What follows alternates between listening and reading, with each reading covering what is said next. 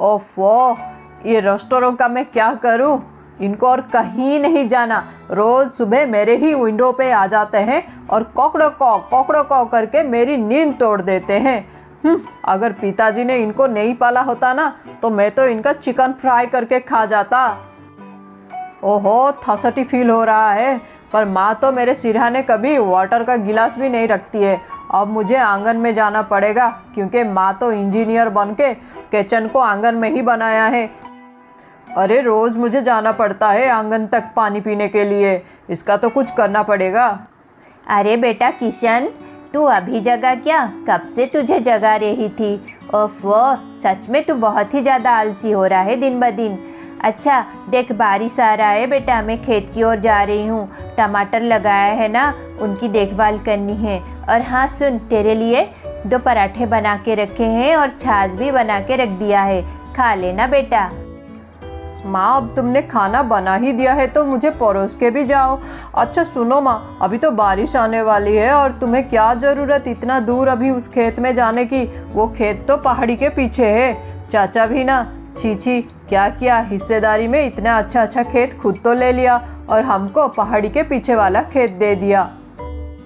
छोड़ो बेटा, जो नसीब में लिखा होता है वही होता है। पर एक बात तो अच्छा है बेटा, उस तरफ ना कोई जंगली जानवर आता है, ना पानी की कुछ भी परेशानी होती है। खेत तो अच्छे हैं, हाँ थोड़े दूर हैं। और तेरे पिताजी वहाँ पर बहुत सारे सब्जी लगाते थे बेटा।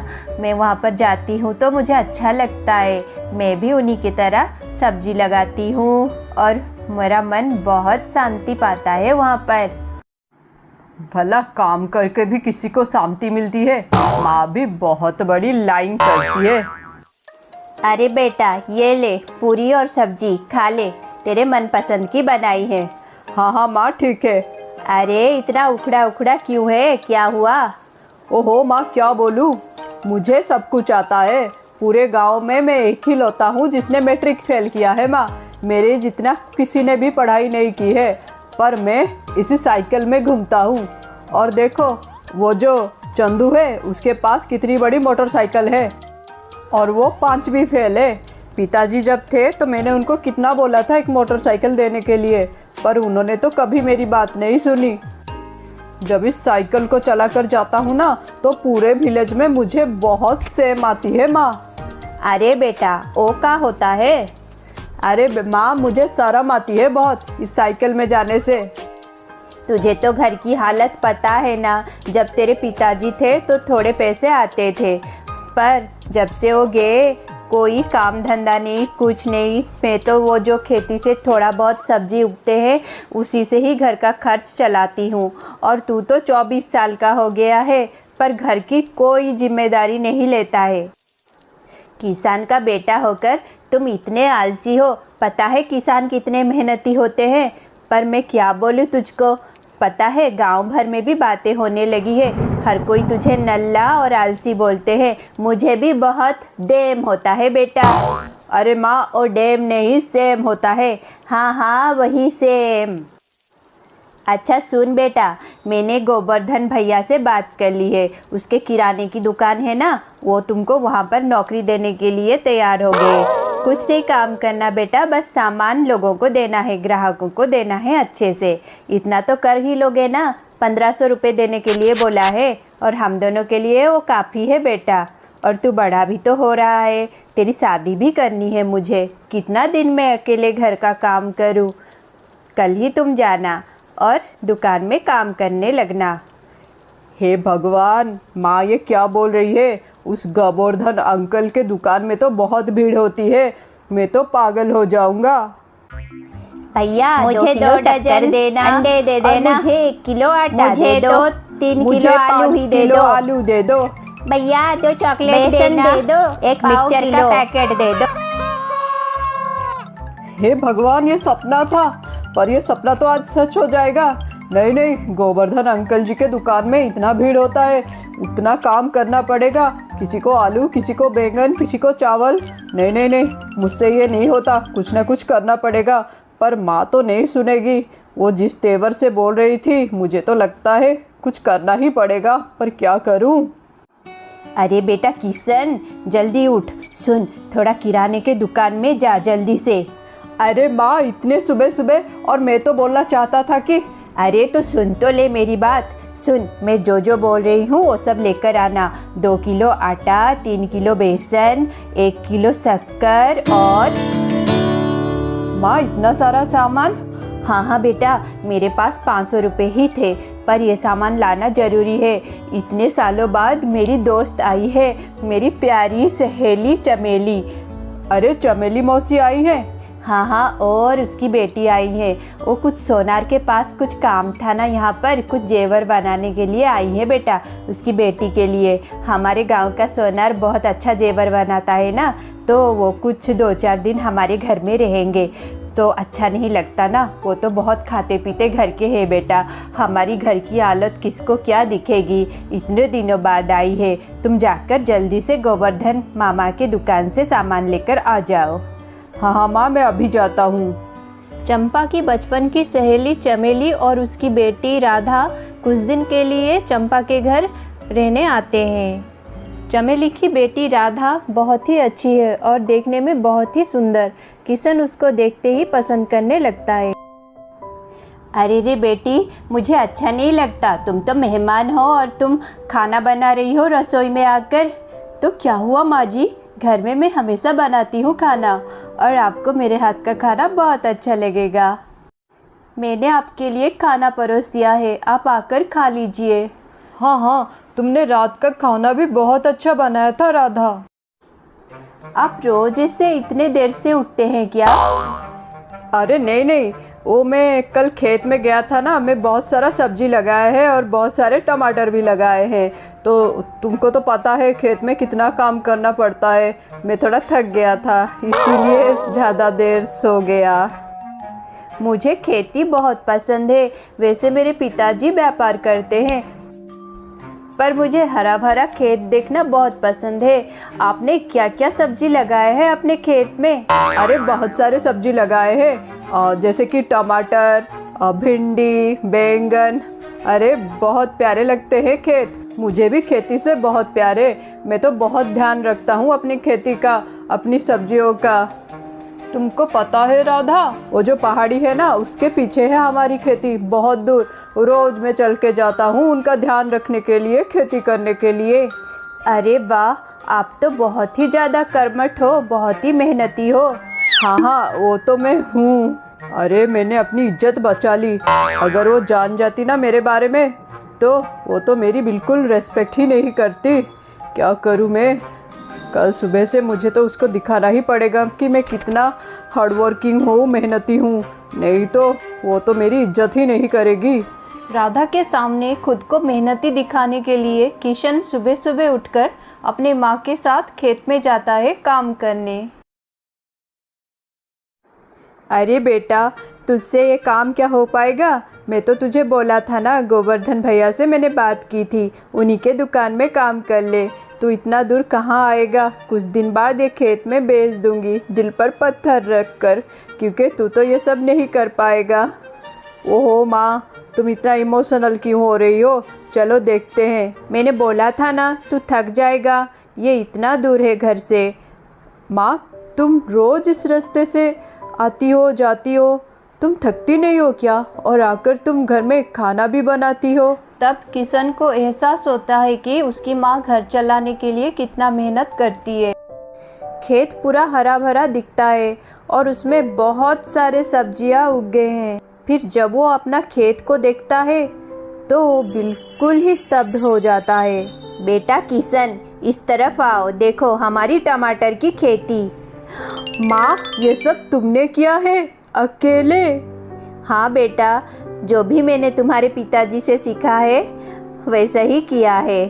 सब भगवान का आशीर्वाद है बेटा। जब हिस्सेदारी हुई थी ना, और तुम्हारे चाचा अच्छे अच्छे खेत ले गए थे और हमको इतना दूर ये खेत दे दिए थे, तब मैं बहुत चिंता करती थी।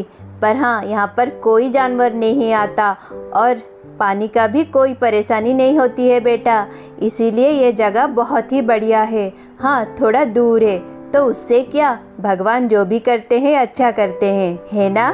देखो अभी इनकी चोरी होने का कोई डर नहीं है, कुछ भी खतरा नहीं है। और देखो फसल भी कितने अच्छे हुए हैं। मुझे तो लगता है इस साल अच्छी कमाई होगी हमारी।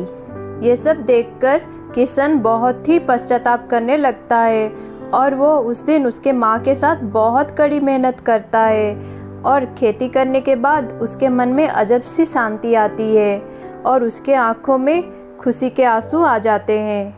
वो बदल जाता है। हे भगवान, आपको कोटि कोटि धन्यवाद। मैं तो राधा को दिखाने के लिए यहाँ पर आया था, पर आपने तो मेरी आंखें ही खोल दी और मुझे ही मेरा भविष्य और मेरा जीवन का लक्ष्य दिखा दिया। धन्यवाद प्रभु। अब से किशन रोज़ अपने खेत में जाता था और अपनी फसल और सब्जी की खेती का अच्छे से देखभाल करने लगा। किशन का अपने काम के प्रति लगन को देखकर उसकी माँ चंपा बहुत खुश हो रही थी। तब अरे चंपा देखना, मैं तो 4 दिन रहूँगी सोच के आई थी, पर वो सोनार गहने बनाने में इतनी देर कर दिया कि मैं 7 दिन से यहाँ पर ही हूँ। कल ही चली जाऊँगी सोच रही हूँ। अरे ऐसा क्यों बोल रही हो? और 2-4 दिन में तो वो बनाकर दे देगा सारे गहने। नहीं नहीं, तुम गहने लेकर ही जाना। अरे नहीं, अच्छा लगता है क्या? 7 दिन से मैं तेरे घर पर हूँ। अरे तो मेरा घर तेरा घर नहीं है क्या? अगर मैं तेरे घर आऊँ तो तू ऐसी बोलेगी? अरे मैं क्यों बोलूँ? तू मेरे घर आ, तू मेरे साथ ही रह जा। तो फिर तू क्यों नहीं रह सकती मेरे साथ? ऐसा कभी मत बोलना, समझी? अरे हाँ बाबा हाँ, गहने लेकर ही जाऊंगी, पर मेरी एक बात तुझे माननी पड़ेगी। आज से तू सादा सीधा खाना ही बनाएगी। ऐसे रोज़ रोज़ पूरी सब्जी हलवा बनाने की कोई ज़रूरत नहीं। और मेरी बेटी ना दाल से ही 10 प्रकार के व्यंजन बना सकती है। मैंने उसको बचपन से सिखाया है। पैसों से क्या होता है, इंसान को हर हालत में जीना आना चाहिए। हाँ हाँ, वो तो मैं देख ही रही हूँ चमेली, तुम्हारी बेटी बहुत ही गुणवंती है। अरे भाभी। अरे देवर जी आप? हाँ भाभी, ओ ये लो, तुम्हारी देवरानी ने भेजा है।